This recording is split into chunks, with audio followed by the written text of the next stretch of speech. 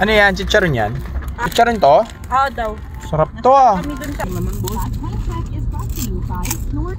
Yung Starbucks to. Ito mabang, hindi lang makakababa.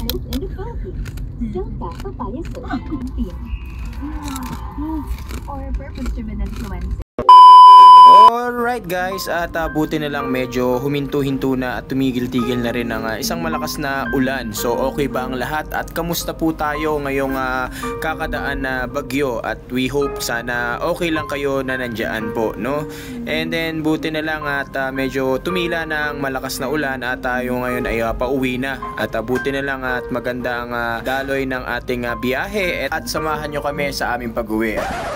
At kapag yung mga ka-rides ninyo maraming pagkain tapos ikaw wala, maaari mong subukan itong napaka-effective na paraan para maitawid mo ang iyong mga cravings. Una, dapat ispatan mo muna kung nasaan ang target.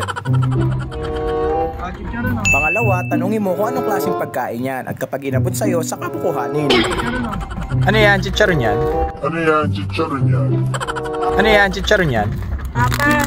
Chicharon to? Oo daw. Oo daw. At kapag hawak mo na syempre, sabihin mo yung password na Oo daw.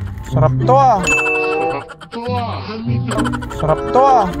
At sigurado matitikman mo yung snacks ng friends mo, di ba? Thanks me later. At kapag nasa iyo na at hawak-hawak mo na, kuha ka lang ng konti, huwag mong uubusin para makabalik pa sa may-ari at makatikim pa ang mga friendship mo. At kapag naubos mo na, repeat mo lang yung process, okay? Ang galing, no? Amazing talaga. Dahil mission passed, taste test naman tayo kung masarap nga ba talaga.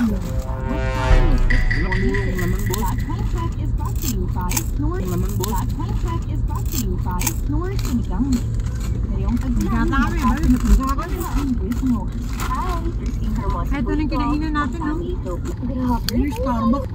Yung Starbucks to. Ito na. Lumpa mo? Lumpa?